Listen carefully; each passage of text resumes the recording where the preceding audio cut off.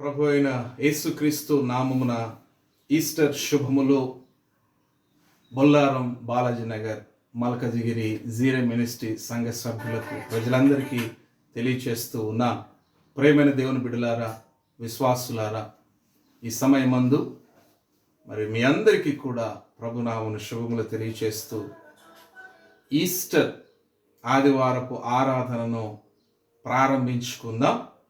మరి ఈ సమయంలో దేవుడు మనకిచ్చినటువంటి చక్కటి అవకాశము, పాటను పాడుకొని మరి ఆదివారపు ఆరాధనగా ఈస్టర్ పర్వదినమును ప్రారంభించుకుందాం.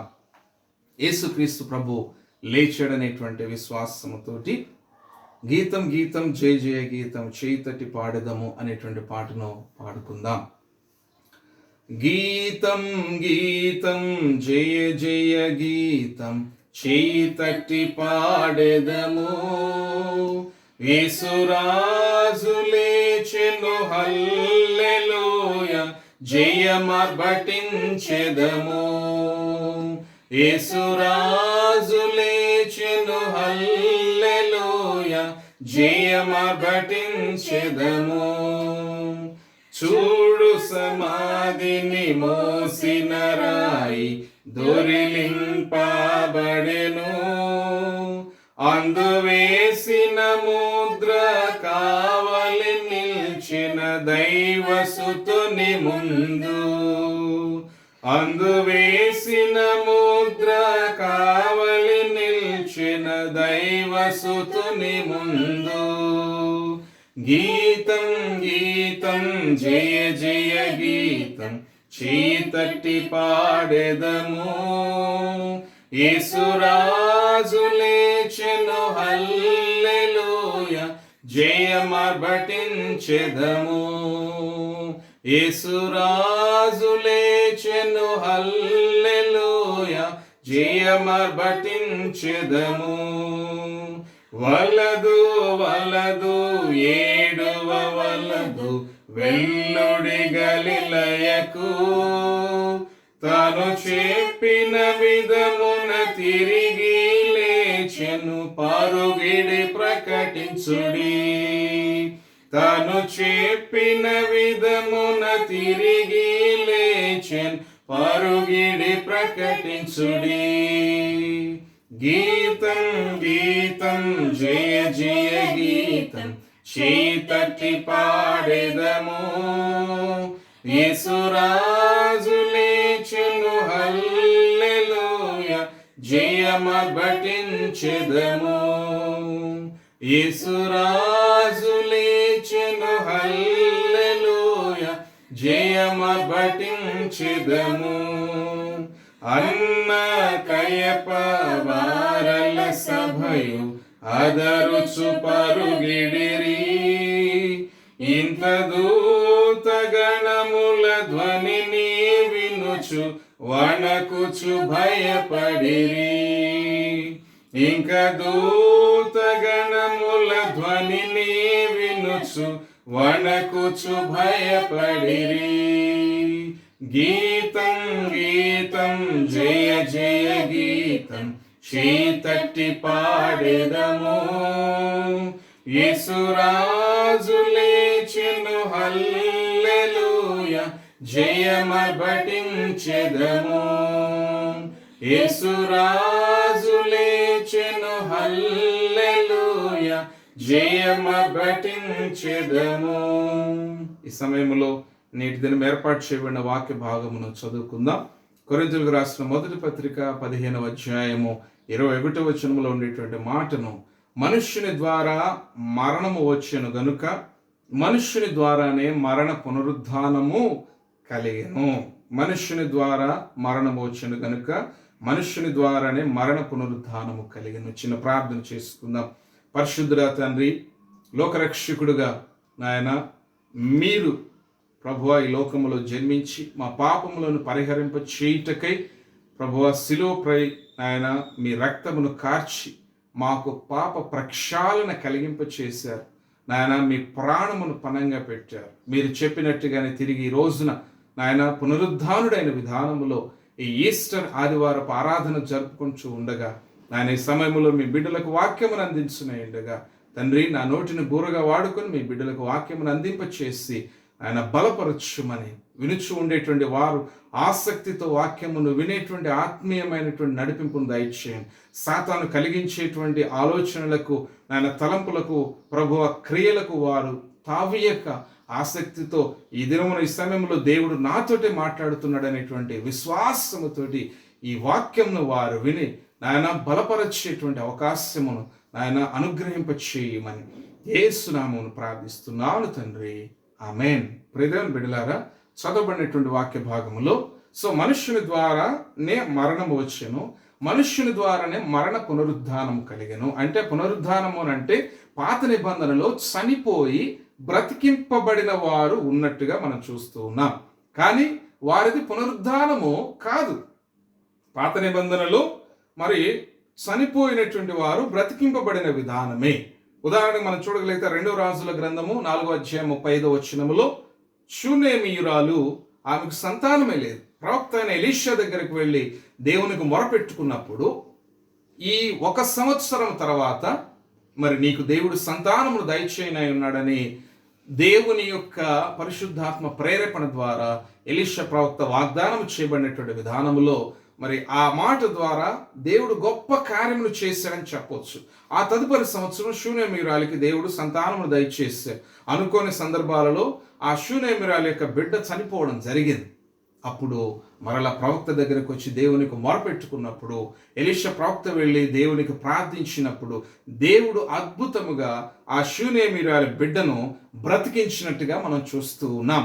అలాగే 2వ రాజుల గ్రంథము 13వ అధ్యాయం 21వ వచనములో మనం చూడగలిగితే కొందరు సైనికులకు భయపడి ఒక శవమును ప్రవక్త అయిన ఎలీషా సమాధిలోనే పాతి పెట్టినట్టుగా మనం చూస్తూ ఉన్నాం. అక్కడ ఎంత ఆశ్చర్యం అంటే, ప్రవక్తలుగా ఉండేటువంటి వారి యొక్క శల్యములలో పరిశుద్ధాత్మ శక్తి, బలం అనేది ఉంటుందని మరొకసారి రుజువు చేయబడిన విధానం. ఆ శవమును ఎలీషా ప్రవక్తను సమాధి చేసినటువంటి ప్రాంతంలో పాతి పెట్టినటువంటి విధానములో ఎలీషా శల్యములు తగలగానే ఆ శవం లేచి కూర్చున్నట్టుగా మనం చూస్తూ ఉన్నాం. ఎంతటి ఆశ్చర్యమైనటువంటి కార్యము చూడండి. అలాగే మరి క్రొత్త నిబంధనలో లూకా సువార్త 7వ అధ్యాయం 15వ వచనంలో మనం చూడగలిగితే, నాయీను అనే గ్రామము దగ్గర ఒక విధవరాలు కుమారుడు చనిపోయి దుఃఖించుతూ ఉన్నప్పుడు క్రీస్తు ప్రభు ఆ పాడెను ముట్టి ఆ చిన్నవారిని బ్రతికించినట్టుగా మనం చూస్తూ ఉన్నాం. యేసుక్రీస్తు ప్రభు ఆ పాడెను ముట్టగానే చనిపోయినటువంటి ఆ చిన్నవాడు బ్రతికినట్టుగా గొప్ప ఆశ్చర్యమైన కార్యం. అలాగే యోహాను సువార్త 11వ అధ్యాయం 44వ వచనములో మనం చూడగలిగినప్పుడు, చనిపోయి 4 దినములైన సమాధిలో నుండి లాజరును, సమాధిలో 4 దినములైంది లాజరు చనిపోయి, యేసుక్రీస్తు ప్రభు పిలుస్తున్నాడు, లాజరు లేచి బయటకు రమ్ము అనగానే చనిపోయిన లాజరు బ్రతికి వచ్చినట్టుగా చూస్తూ ఉన్నాం.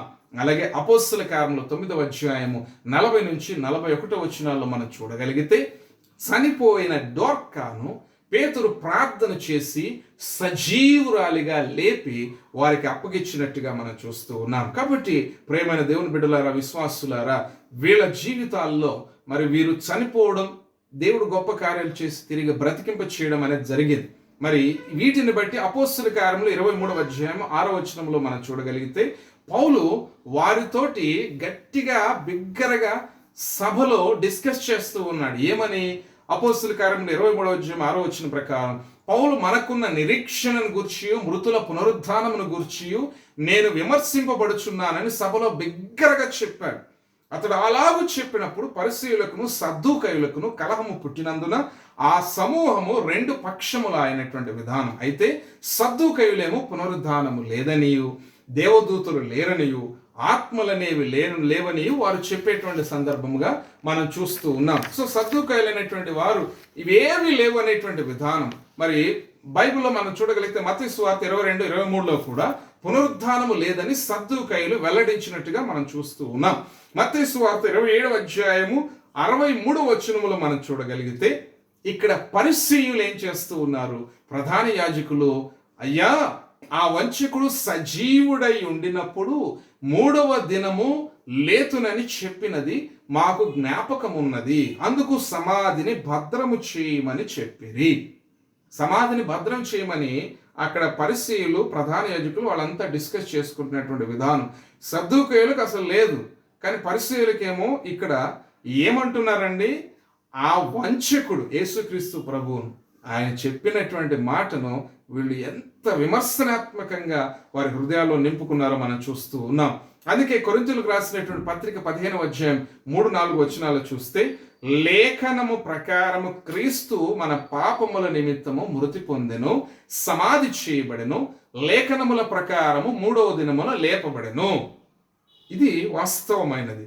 మరి పునరుద్ధానము లేఖనాల ప్రకారమే జరిగింది. యేసుక్రీస్తు ప్రభు జీవితములో పునరుద్ధానము అనేటువంటిది లేఖనాల ప్రకారమే జరిగినట్టుగా మనం తెలుసుకున్నాం ఈ రోజున. సో పునరుద్ధానము అంటే అసలు అర్థం ఏమిటండి?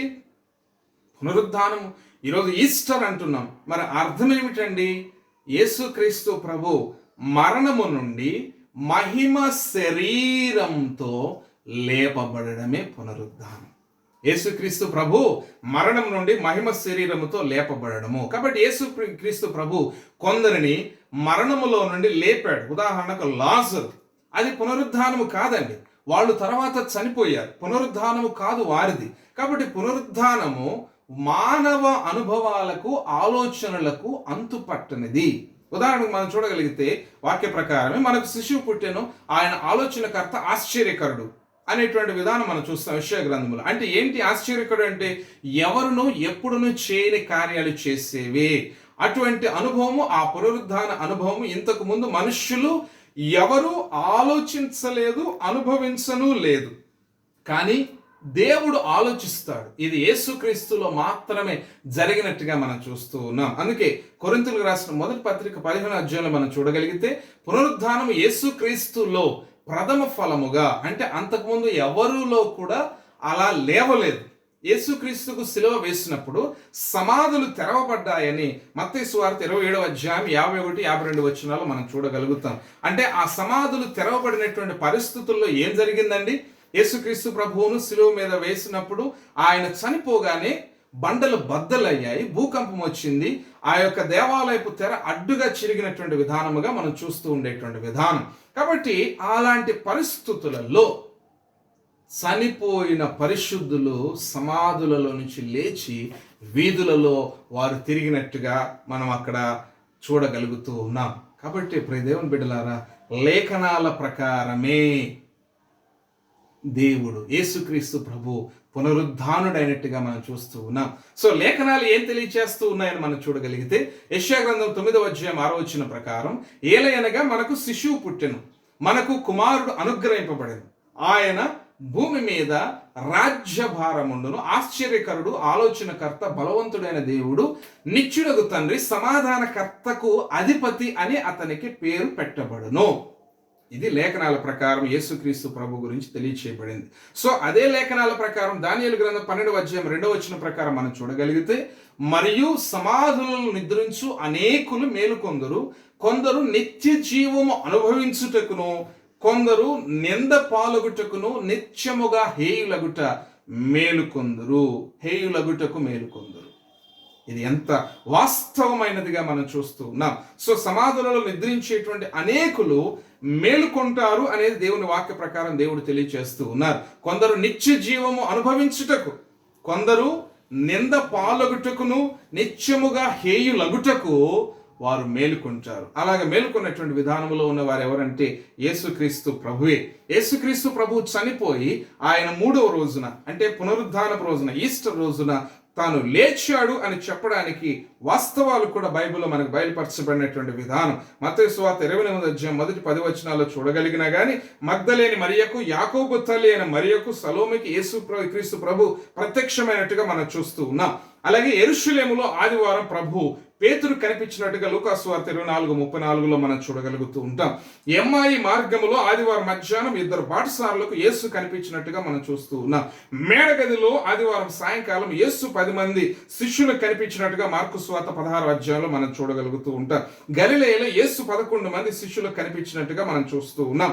అలాగే గలిలయ సముద్రంపై ఒకే ఒక రోజు ఉదయాన్నే 7 శిష్యులు చేపలు పడుతూ ఉండగా వారికి కనిపించి విస్తారంగా చేపలు పట్టేలాగా సహాయం చేసినట్టుగా యోహాను సువార్త 20వ అధ్యాయంలో మనం చూడగలుగుతూ ఉన్నాం. ఒలీవుల కొండ పైన పునరుద్ధారుడైన 40 రోజుల తర్వాత 11 మంది శిష్యులకు, ముఖ్యులైన స్త్రీలకు, ఇతరుల సోదరులకు యేసు కనిపించినట్టుగా మనం చూస్తూ ఉన్నాం. అలాగే 500 మంది అనుచరులు కూడా యేసును చూచినట్టుగా 1 కొరింథీ 15:6 మనం చూస్తూ ఉన్నటువంటి విధానం. కాబట్టి ప్రియ దేవుని బిడ్డలారా, ఈ మాటలను బట్టి లేఖనాల ప్రకారమే క్రీస్తు చనిపోయి లేఖనాల ప్రకారమే తిరిగి లేచినట్టుగా మనం చూస్తూ ఉన్నాం.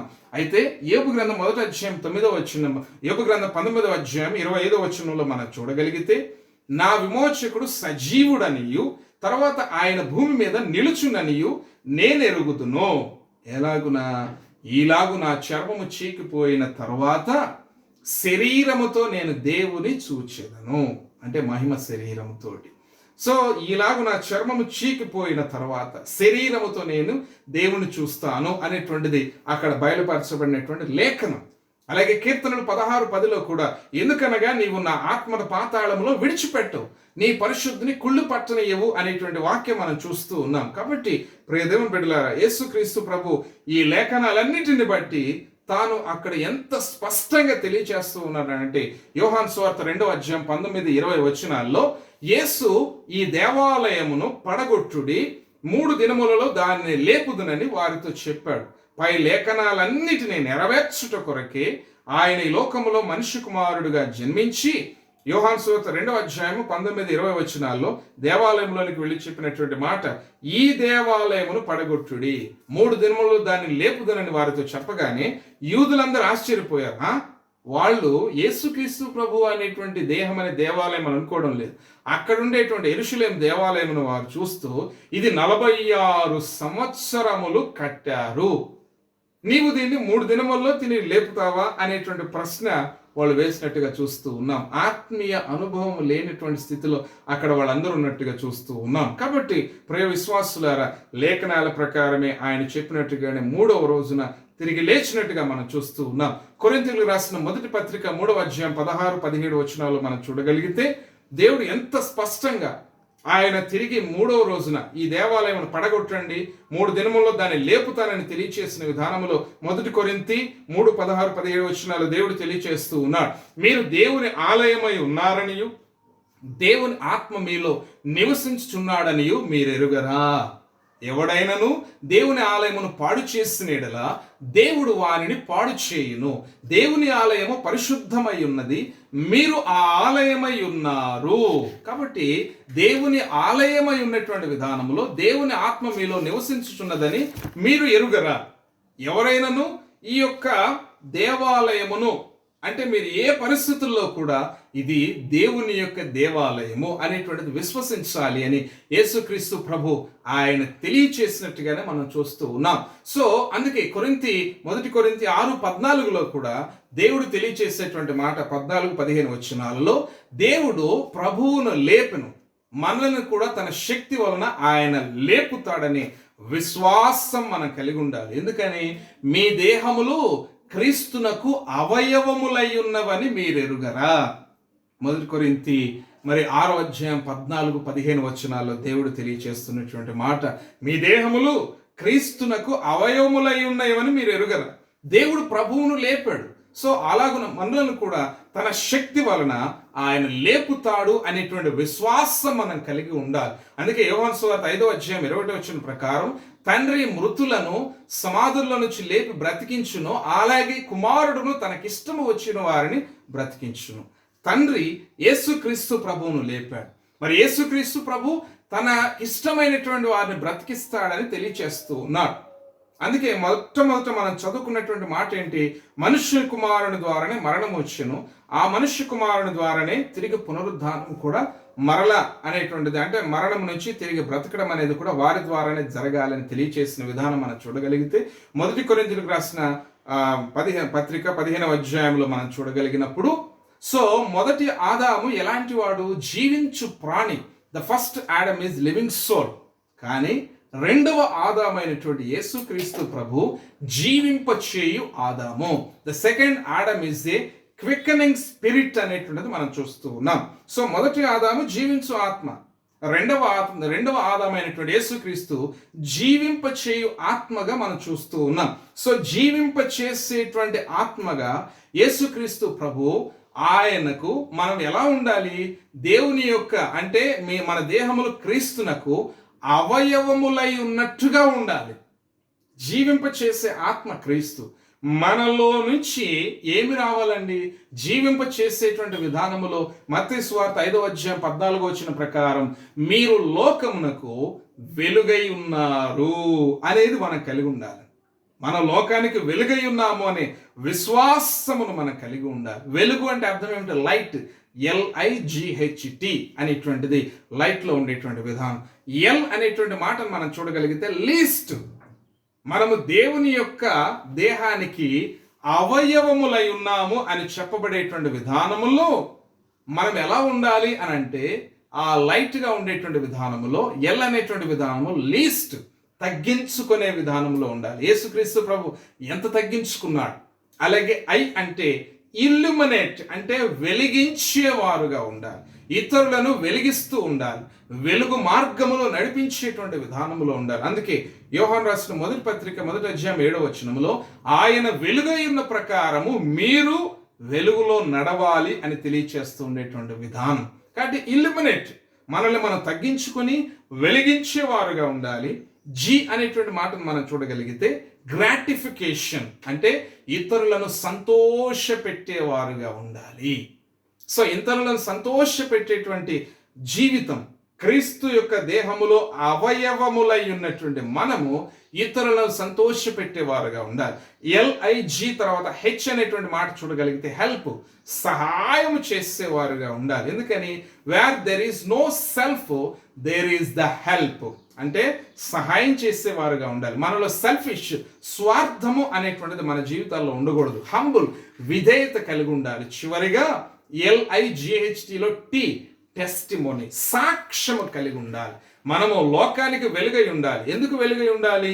క్రీస్తు దేహమునకు అవయవములై ఉన్న ప్రకారము మనము లోకానికి వెలుగుండేటువంటి విధానంలో తగ్గించుకునేవారుగా ఉండాలి, వెలిగించేవారుగా ఉండాలి, ఇతరులను సంతోషపెట్టేవారుగా ఉండాలి, ఇతరులకు సహాయపడేవారుగా ఉండాలి. దాని కొరక ఏం చేయాలని అంటే టెస్టిమోనీ, సాక్ష్యము కలిగి ఉండాలి. యేసుక్రీస్తు ప్రభువును అంగీకరించినటువంటి బిడ్డలుగా మన జీవితాల్లో సాక్ష్యమును కలిగి ఉండాలి. ఎలాగున్నా ఫిట్నెస్ లేకుండా విట్నెస్ ఇవ్వకూడదండి. నువ్వు ఫిట్నెస్ కలుగున్నప్పుడే విట్నెస్ అనేది ఇవ్వగలుగుతావు. ఇతరుల గురించి చెప్పేది విట్నెస్, ఇతరులు మన గురించి చెప్పేది టెస్టిమనీ, సాక్ష్యం. ఫిట్నెస్ లేకుండా విట్నెస్ ఇవ్వలేం. ఇతరులు మన గురించి చెప్పేది ఏంటి? అది విట్నెస్ అవుతుంది. అలాగే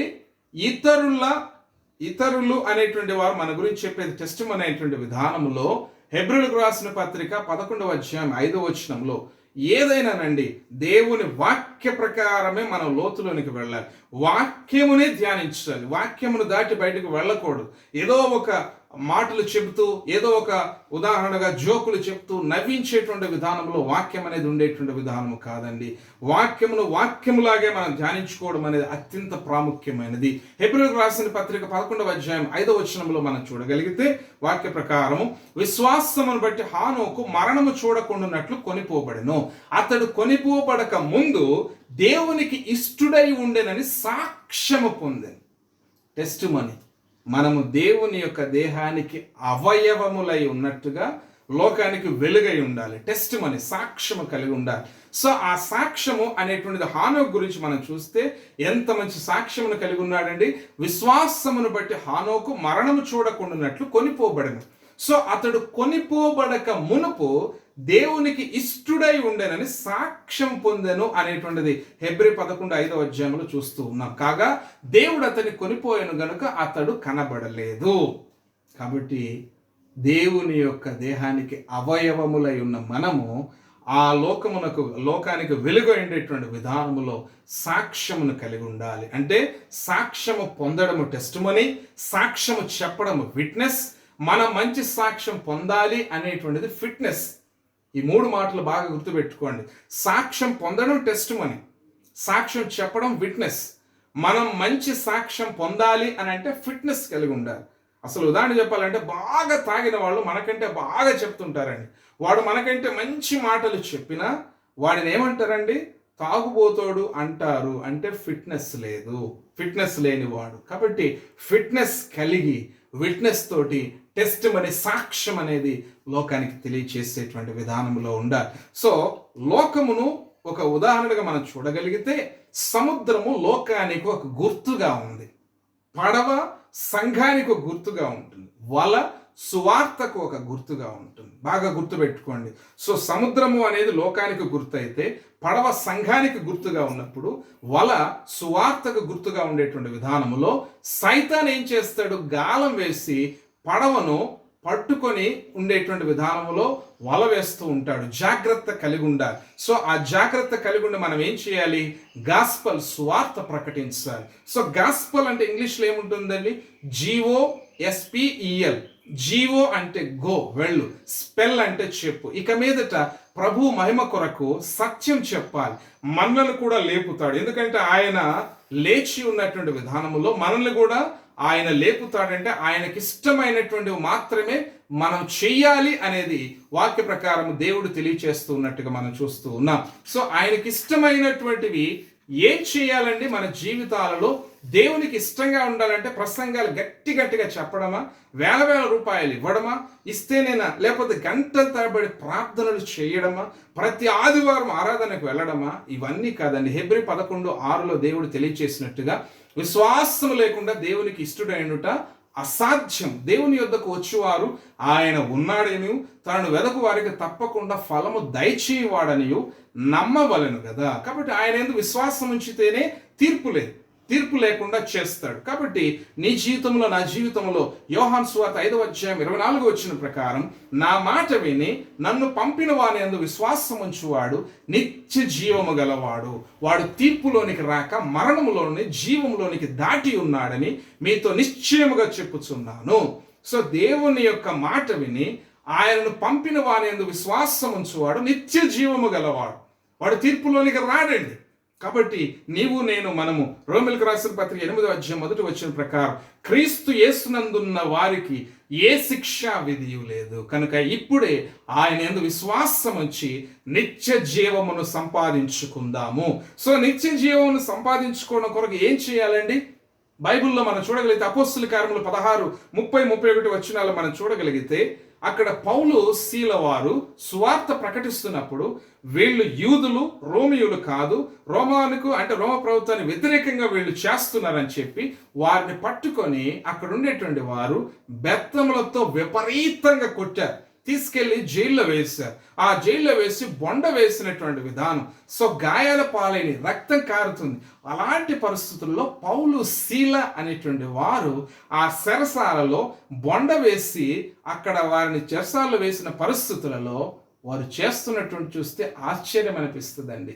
నిత్య జీవమునకు వీరు వారసులు అని చెప్పడానికి వాళ్ళకు ఉదాహరణ. ఎందుకు అని అంటే అక్కడ వాళ్ళు ఆ పరిస్థితుల్లో ఆ దెబ్బలు కొట్టి ఆ గాయాలై రక్తం కారుతున్నప్పుడు ఆ చెరసాలలో పాటలు పాడుతూ దేవుని నామాన్ని స్తుతిస్తూ ఉన్నారు. ఎంత గొప్ప కార్యం అండి. అప్పుడు దేవుడు వారికి విడుదల ఇచ్చాడు. ఎందుకని? నా మాట విని నన్ను పంపిన వాని విశ్వాసం ఉంచువాడు నిత్య జీవము గలవాడు, వాడు తీర్పులోనికి రాడు, మరణంలోని జీవములోనికి దాటి ఉన్నాడని మీరు నిశ్చయముగా చెప్పేటువంటి విధానములో వారు ఆ దెబ్బలు పడి పాటలు పాడుకునేటువంటి విధానములో అక్కడ జరిగినటువంటి ఆశ్చర్యకారం ఏంటి అంటే చెరసాల బద్దలైన భూకంపం వచ్చింది. సో అక్కడ ఉండేటువంటి ఆ చెరసాల నాయకుడు భయపడి వీళ్ళంతా వెళ్ళిపోయారని తనను కత్తితో పొడుచుకోబోతూ ఉన్నప్పుడు పౌలు శీల వచ్చి అతనిని ఆపారు. అప్పుడు ఆయన అన్నటువంటి మాట అపోస్తల కార్యములు 16:30 వారిని వెలుపలికి తీసుకువచ్చి ఆ యొక్క చెరసాల అధిపతి అంటూ ఉన్నాడు, అయ్యలారా, రక్షణ పొందుటకు నేనేమి చేయవలనని అడిగను. అందుకు వారు, ప్రభు అయిన యేసునందు విశ్వాసం ఉంచుము, నీవును నీ ఇంటి వారును రక్షణ పొందుదురు. కాబట్టి ఈ రోజున ప్రియ దేవుని బిడ్డలారా, ఆ చెరసాల అధిపతి అన్నట్టుగా నీవు, నీ భర్త, నీ భార్య, పిల్లలు అందరూ రక్షణ పొందాలి అని అంటే యేసుక్రీస్తు ప్రభువందు విశ్వాసం ఉంచాలి. ఆ విశ్వాసం ఏంటి?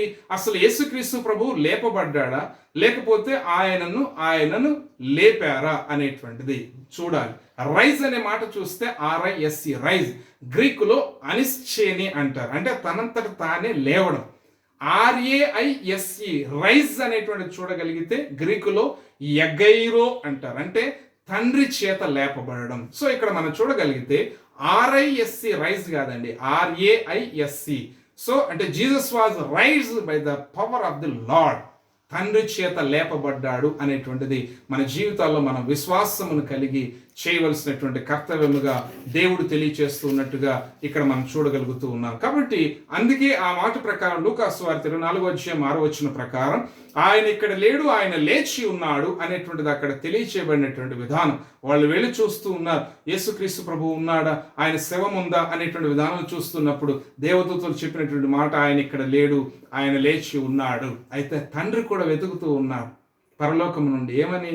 మా అబ్బాయి అలిగున్నాడేమో, 40 రోజులైంది, ఇంతవరకు రాలేదు అనేటువంటి వెతికే విధానంలో ఉన్నాడు. కాబట్టి చనిపోయిన వారిని తీసుకొని రమ్మని చెప్పేటువంటి విధానము ఎందుకు అనంటే, పరలోకానికి ఎందుకు, నిత్య జీవముతో కూడినటువంటి విధానంలో అక్కడికి మనం ఎందుకు ప్రవేశించాలి అని అంటే, కీర్తనలు 84లో మొదటి మాటలు బయలుపరిచినట్టుగా పరలోకమందు ఎలా ఉంటుంది అని అంటే, కీర్తనలు 84వ కీర్తన మొదటి మాటలు బయలుపరచబడేది, నీ నివాసములు ఎంత రమ్యమైనవి. పరలోకములో ఉండేటువంటి నివాసములు అనేటువంటివి ఎంత రమ్యములైనవి అని వాక్య ప్రకారం దేవుడు బయలుపరుస్తూ ఉన్నాడు. సో మొట్టమొదట దేవుడు ఎక్కడుండాడు? భూమి మీద. సో భూమి మీద ఆయన ఎక్కడుండేవాడు అని అంటే మందస్సములో ఉండేవాడు. మందస్సములో నుండి దేవుడు సునగోగులు అంటే మందిరములోనికి వెళ్ళాడు. సో మందిరము నుండి యేసు అనే మనిషిలోనికి వెళ్ళాడు. సో యేసు అనే మనిషిలో నుండి మానవుని మనస్సులోనికి వచ్చాడు. అక్కడ నుండి మహిమలోనికి వెళ్ళాడు. ఇది మనం అత్యంత ప్రాముఖ్యమైనదిగా మనం విశ్వసించాలి. సో ఆయన ఇక్కడ లేచి ఉన్నాడు అని అంటే ఆయన మహిమలోనికి వెళ్ళాడు. అంటే నీ నివాసములు ఎంత రమ్యమైనవి. దేవుడు మొదట మందస్సంలో నుండి మందిరంలోనికి, మందిరంలో నుండి యేసు అనే మనిషిలోనికి, యేసు అనే మనిషిలో నుండి మానవుని మనస్సులోనికి, ఆ తర్వాత మహిమలోనికి వెళ్ళినట్టుగా మనం చూస్తూ ఉన్నాం. అసలు మందస్సంలో దేవుని సన్నిధి అనేది ఉన్నదా అనేది మనం చూడగలిగితే, పాత నిబంధనలో మందసంలో దేవుని యొక్క సన్నిధి ఉన్నది అని చెప్పడానికి ఆ మందసము తీసుకొని పోతున్నప్పుడు నీళ్లు పారిపోయినట్టుగా మన వాక్య ప్రకారం చూడగలుగుతూ ఉంటాం. ఎందుకని? దేవుని సన్నిధి, నీళ్ళు వెళ్ళిపోయాయి, అక్కడి నుంచి పారిపోయేటువంటి విధానం. అంటే దేవుని సన్నిధి మందసంలో ఉన్నదని విశ్వసించగలుగుతూ ఉన్నాం. హెబ్రీయులకు రాసిన పత్రిక 9:4 మనం చూడగలిగితే, ప్రియ దేవుని బిడ్డలారా, అందులో సువర్ణ ధూపార్తియు అంతటను బంగారు రేకులతో తాపబడిన నిబంధన మందస్సమును ఉండెను. ఆ మందస్సం మన్నాగల బంగారు పాత్రయు, చిగురించిన అహరోను చేతికర్రయు, నిబంధన పలకలను ఉండినట్టుగా మనం చూస్తూ ఉన్నాం. సో ఆ మందస్సములో మన్నాగల జీవము గల పాత్ర అంటే అర్థం ఏమిటి? జీవాహారము, యేసు నేనే జీవాహారము అన్నాడు. అంటే అక్కడ యేసయ్య ఉన్నట్టుగా మనం చూస్తూ ఉన్నాం. అహరోను ఎవరంటే యాజకుడు, ప్రధాన యాజకుడు యేసయ్య. కాబట్టి అలాగే దానితో పాటు నిబంధన పలకలు, అవేంటి? అవి ధర్మశాస్త్రం, 10 ఆజ్ఞలు, అంటే దేవుని వాక్యంతో కూడిన విధానం. దేవుని వాక్యం ఎవరు? ఆదియందు వాక్యం ఉండెను, ఆ వాక్యం దేవుడై ఉండెను, ఆ వాక్యమే శరీరధారియే కృపాసత్య సంపూర్ణుడిగా మన మధ్య నివసించినట్టుగా మనం చూస్తూ ఉన్నాం. అంటే మందసంలో మన్నాగల బంగారు పాత్ర, అలాగే నిబంధనతో కూడినటువంటి విధానం పలకలు. మూడవదిగా మనం చూడగలిగినప్పుడు దేవుని వాక్యం ఉన్నట్టుగా మనం చూడగలిగేటువంటి విధానం. అంటే ఆ మందస్సములో జీవాహారమైనటువంటి యేసయ్య ఉన్నాడు, ప్రధాన యాజకుడైన యేసయ్య ఉన్నాడు, అలాగే ప్రధాన యాజకుడైనటువంటి విధానంలో వాక్యమైనటువంటి యేసయ్య ఉన్నట్టుగా అందులో మనం చూడగలుగుతూ ఉన్నాం. అందుకే దేవుడు అంటున్నాడు, నా సింహాసనం మీద నుండి కూర్చుండబెట్టుటకు ఆయన పిలుస్తున్నట్టుగా మనం చూస్తూ ఉన్నాం. బైబిల్లో కూడా మనం చూడగలిగితే ఆదామును హీబ్రూలో ఏమంటారండి? రెడ్ ఎర్త్ అంటే ఎర్రమట్టి, మట్టిలో నుంచి మనిషిని దేవుడు సృష్టించాడు. ఆ మనిషిని తిరిగి నీ నివాసములు ఎంత రమ్యమైనవి అని మహిమ శరీరంతోటి పరలోకములకు తీసుకెళ్ళాలి అనేటువంటి దేవుని ప్రణాళిక. బ్రతికినంత కాలము కూడా నీవు ఎలా ఉండాలి? I live with a smile, I live with a smile. రెండు కూడా డిఫరెన్స్ ఉందని. ఐ లివ్, లైవ్ అంటే LIVE, నేను బ్రతికినంత కాలం సంతోషంగా ఉంటాను. అలాగే I live with a smile, LEAVE. So చనిపోయిన తర్వాత కూడా సంతోషంగా నిత్య జీవానికి నేను వెళతాను. పునరుద్ధానములో క్రీస్తు నన్ను కూడా తీసుకుని వెళతాడు. బ్రతికినంతకాలం క్రీస్తులను సంతోషాన్ని అనుభవిస్తాను. మరణము అనేటువంటిది ఈ భూమిని విడిచిపెట్టేటప్పుడు కూడా నిత్య జీవములోనికి నేను కూడా ఆయనతో పాటు చేరతాననే విశ్వాసమును కలిగి మనం వెళుతూ ఉండాలి. అందుకే పరమగీతములు 3:11 మనం చూడగలిగితే, సియోను కుమార్తెలారా వేంచేయుడి, కిరీటము ధరించిన సొలొమోను రాజును చూడుడి, వివాహ దినమున అతని తల్లి అతనికి పెట్టిన కిరీటము చూడుడి, ఆ దినము అతనికి బహు సంతోషకరం. సొలొమోను రాజు అంటే అర్థం ఏమిటండి? అనగా సమాధానపు రాజు. ఎవరికి? మనుషులకు దేవునికి సమాధానము కలిగించడానికి కిరీటము ధరించాడు. ఆ సొలొమోను రాజు అంటే సమాధానపు రాజు ఏం ధరించాడంటే కిరీటం. సో వివాహ దినమున అంటే కిరీటము వాళ్ళ అమ్మ పెట్టినట్టుగా చూస్తూ ఉన్నాం. సో ఇక్కడ వరుడు ఎవరు అంటే క్రీస్తు, వధువు ఎవరంటే సంఘం. ఆ కిరీటం ఏమిటి అని అంటే ఆ కిరీటం పెట్టుకుని ఆ దినమున సంతోషకరమైన దినముగా నెరవేర్చుకుంటున్నట్టుగా చూస్తూ ఉన్నాం.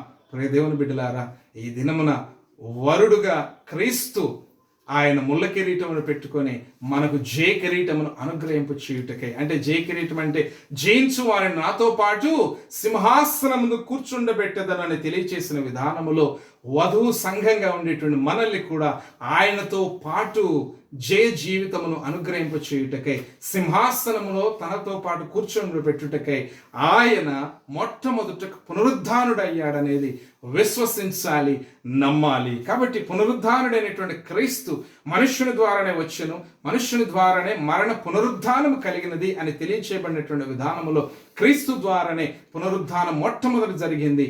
ఆయన మొట్టమొదటిగా పునరుద్ధానుడయ్యాడు. చనిపోయారు, వారు తిరిగి లేచారు, కానీ ఆ తర్వాత మళ్ళీ చనిపోయారు. క్రీస్తు ఆయన మరణించిన తర్వాత మహిమ శరీరముతోటి ఆయన పరలోకానికి వెళ్ళినట్టుగా మనం చూస్తూ ఉన్నాం. కాబట్టి నీవు నేను మనం కూడా పునరుద్ధానములో ప్రవేశించి క్రీస్తులో జయ జీవితంలో జయ సింహాసనమును అనుభవించాలనేటువంటి విశ్వాసమును ఈ ఈస్టర్ రోజున వాక్యము ద్వారా దేవుడు తెలియచేస్తూ ఉన్నా. కాబట్టి విశ్వసించిన బిడ్డలారా, నీవు నేను మనందరము కూడా ప్రార్థనలో గడుపుదాం. కళ్ళు మూసుకోండి. పరిశుద్ధ స్తోత్రములు తండ్రి, సమయంలో నాయన ఇంతవరకు పునరుద్ధానపు వాక్యము ద్వారా నాతో మాతో మాట్లాడారు. నాయన మీరు పునరుద్ధానుడయ్యారు. పునరుద్ధానుడైనటువంటి మీరు నాయన మాకు కూడా ఒక రోజున మేము ప్రభువా ఆ యొక్క సింహాసనమునందు కుడిపార్శ్వమందు కూర్చునేటువంటి విధానములో ఈ బ్రతుకులో నాయన మీ దేహానికి అవయవములై ఉండేటువంటి విధానములో, లోకములో వెలుగై ఉండేటువంటి విధానములో సాక్ష్యమును కలిగి నాయన మీ కొరకై లోకములో బ్రతికి ప్రభువా మీరు పిలుచుకున్న రోజున సంతోషంగా మీ సన్నిధానమునకు చేరగలుగుతాము అనేటువంటిది విశ్వాసమును కలిగి ఉండాలి. ఈ పునరుద్ధానం రోజున వాక్యము ద్వారా నాతో మాతో మీరు మాట్లాడి బలపరిచినందుకు వందనాలు తెలియచేస్తూ యేసు నామమున ప్రార్థిస్తున్నాను తండ్రి, ఆమేన్. తండ్రి అయిన దేవుని ప్రేమ, ప్రభు అయిన యేసుక్రీస్తు కృప, పరిశుద్ధాత్మని అన్యోన్య సహవాసము పునరుద్ధానపు వాక్యమును విన్న బిడ్డలకు వారి కుటుంబాలకు సదాకాలము తోడయండి కాపాడునుగాక. ఆమేన్, ఆమేన్, ఆమేన్. God bless.